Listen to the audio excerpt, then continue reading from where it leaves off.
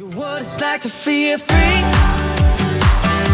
Like God's where I hear the sounds of crashing waves on the ocean, way out on the coast. Their series playing on radio, like my beating heart's finally been released.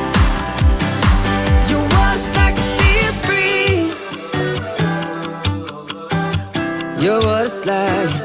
You're what it's like to feel free. Hello everyone, magandang araw po sa inyong lahat. Ngayon ay magluluto ako ng low carb diet na cauliflower rice. So mayroon akong cauliflower rice dito, ni-steam ko na po yan siya at nilagay ko siya sa aking food processor.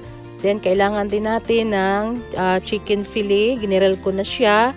Then yung ating sweet potatoes, ni-steam ko na rin po siya at kinat ko na rin po ng pa-cubes. At of course, kailangan din natin ng kale. Ini-steam ko na rin tong kale natin at ini-steam ko siya hanggang sa maging soft lang siya ng konti. At kailangan din natin ng chives. Kinat ko na rin po siya kasi i-mix natin siya dyan sa ating cauliflower rice. And then kailangan din natin ng basil kasi itong basil kasi guys, gustong-gusto ko yan siya kasi mabango kasi yan. At yan ang papasarap sa ating cauliflower. And then kailangan natin ng avocado. Kinat ko rin po siya ng cubes. At depende na lang po yan sa inyo kung anong pagkakat nyo sa avocado. And then kailangan din natin ng feta. So itong feta guys ay optional lang po ito. Kung halimbawa wala kayong feta, no problem naman po yan. Pwede kayong gumamit din ng white cheese. At of course, kailangan din natin ng lemon kasi itong lemon ay nagpapasarap din sa ating cauliflower rice. Gagamit din ako dito guys ng Himalaya salt kasi itong Himalaya salt ay low sodium siya at napakasarap po ito pag ito ang ginagamit ko. And then, kailangan din natin ng pepper. So itong pepper na gagamitin ko guys ay mix po ito. At dahil napakasarap po ang pepper na ito. Meron tayong mixing bowl dito. Pwede na natin i-mix yung ating mga ingredients. So ilagay na natin yung ating cauliflower at yung ating sweet potatoes. Yung ating avocado. Yung ating kale. Yung ating chives. Yung ating feta cheese.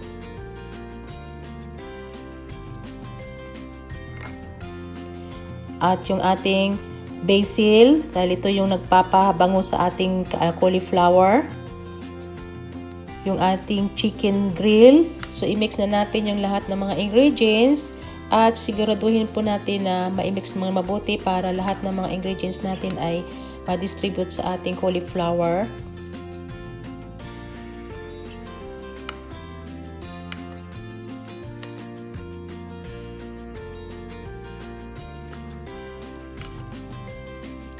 Then, pwede na natin lagyan ng ating Himalaya salt.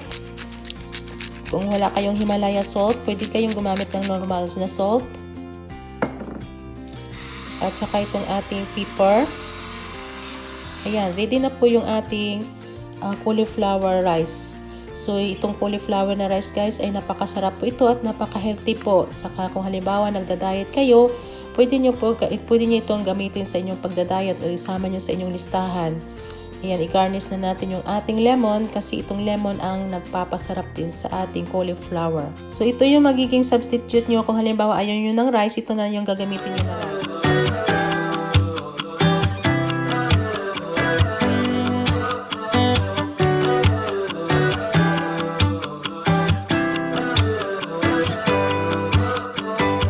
It's like a Saturday, 100 miles of interstate.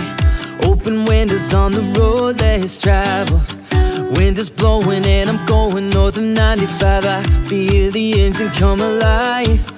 Like the first day of the summer, waking up under the sun. And I can feel it warm on my skin. Like open season on every crazy dream. And I see it all inside your eyes. Oh, just one look and I believe. You're what it's like to feel free.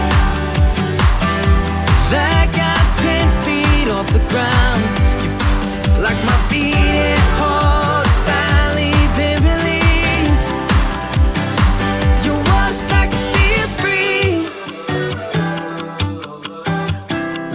it's like. You're what it's like to feel free.